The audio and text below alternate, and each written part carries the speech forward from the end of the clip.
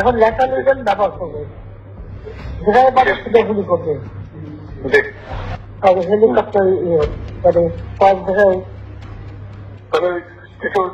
ধরি থেকে টাকাও করা যায় না রাতের মধ্যে, সবগুলিকে অ্যারেস্ট করতে বলছি রাখতে। হ্যাঁ, পাকড়াও করলে না, ওটা বলা হয়, ওটা র্যাব জিএফআই সবাইকে বলা হচ্ছে যে যেখান থেকে টিকাটা পারবো ধরে ফেলো, ওটা বলা হচ্ছে। আর যেখানে গ্যাদারিং দেখবে সেখানে ওই উপর থেকে, এখন উপর থেকে পাচ্ছি, অলরেডি শুরু হচ্ছে কয়েকটা জায়গায় কমে গেছে। মোহাম্মদপুর থানার দিকে মনে হয় যাচ্ছে একটা, মোহাম্মদপুর থানার দিকে। হ্যাঁ হ্যাঁ, তোকে পাঠায় দিই রাত্রে। জি, আপনার নির্দেশনা লাগবে? না, আমার নির্দেশনা দেওয়া আছে, ওপেন নির্দেশনা দিয়ে দিচ্ছে। এখন লেখা নিবেন ব্যবহার করবে, যেখানে পারে সেটা গুলি করবে। শুভেচ্ছা বন্ধুরা। শেখ হাসিনার কথিত লিকড অডিওর রহস্য কি? 2025 সালের জুলাই মাস বাংলাদেশের রাজনীতিতে যখন চরম টানা পড়েন, তখনই বিবিসি হঠাৎ একটি তথাকথিত অনুসন্ধানী প্রতিবেদন প্রকাশ করে, যার শিরোনাম ex Bangladesh leader authorise deadly crackdown leak audio suggest.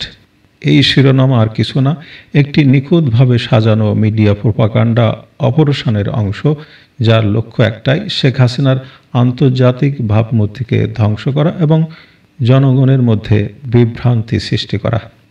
BBC দাবি করেছে এটি তাদের বিবিসি আয়ের অনুসন্ধানী ইউনিটের প্রতিবেদন। এটি কথিত লিক অডিওর 18 সেকেন্ডের অংশ বিশ্লেষণ করে তারা বলছে শেখ হাসিনা মারাত্মক দমন অভিযান অনুমোদন দিয়েছিলেন। এই দাবিকে বিশ্বাসযোগ্য করতে তারা যুক্ত করেছে ব্রিটিশ একটি ফরেনসিক অডিও অ্যানালাইসিস প্রতিষ্ঠান ইয়ারশট, যারা বলেছে অডিওটি এডিটেড নয়। খণ্ডিত অংশ মানে না এডিটেড নাকি এডিটেড? এই প্রশ্নটি হলো বিবিসির অনুসন্ধান নামক নাটকের কেন্দ্রবিন্দু। ইয়ারশট হয়তো বলেছে অডিওটি এডিট করা হয়নি, কিন্তু যদি এটি একটি পূর্ণ কথোপকথনের 18 সেকেন্ডের খণ্ডিত অংশ হয়, তাহলে স্পষ্টভাবেই এটি উদ্দেশ্য প্রণীতভাবে কেটে নেওয়া অংশ। পুরো কথোপকথনের প্রসঙ্গ, প্রেক্ষাপট ও উদ্দেশ্য যদি বাদ পড়ে, তাহলে এই 18 সেকেন্ডের অর্থ দাঁড়ায় কল্পনার উপর নির্মিত একটি গল্পের মতো, যেটি কোনোভাবেই ব্যাখ্যা করে চালানো সম্ভব। বিবিসি বলেছে অডিওটি 18 জুলাইয়ের, কিন্তু এই তথ্য কে দিয়েছে? ইয়ারশট নয়, দিয়েছে a source with knowledge of leaked audio. যদি ফরেনসিক অডিও বিশ্লেষণ করা হয়, তাহলে তা থেকে অডিওটি কবে রেকর্ড হয়েছে, কোথায় হয়েছে, সেসব বিশদ তথ্য জানা সম্ভব। তাহলে এই গুরুত্বপূর্ণ প্রশ্নে ইয়ারশট নিশ্চুপ কেন?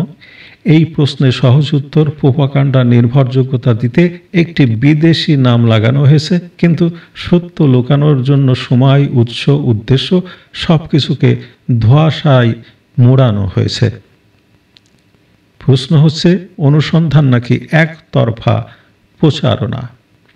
এই কথিত অনুসন্ধানে এমন কিছুই নেই যা গত 11 মাসে ইউনূসপন্থী গোষ্ঠী হাজারবার বলেনি। একই অডিও মার্চ মাসে ফাঁস করা হয়েছিল, তখন এটি জনপ্রিয়তা পায়নি, মানুষ সেটা প্রত্যাখ্যান করেছিল। এবার বিবিসি নামের মোড়কে বিদেশি লেবেল লাগিয়ে সেই পুরনো কন্টেন্টকে আবার সামনে আনা হলো। এটিই কি তাহলে অনুসন্ধান?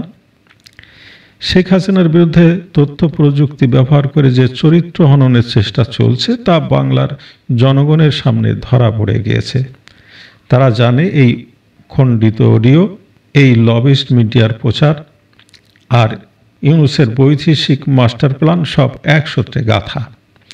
তাহলে কি দাঁড়ালো? ইউনূস গংয়ের আরও একটি মেটিকুলাস ডিজাইন, আবারও শেখ হাসিনাকে মুক্তিযুদ্ধকে পরাস্ত করার অপচেষ্টা। এই ষড়যন্ত্র বারবার ব্যর্থ হবে। ধন্যবাদ বন্ধুরা।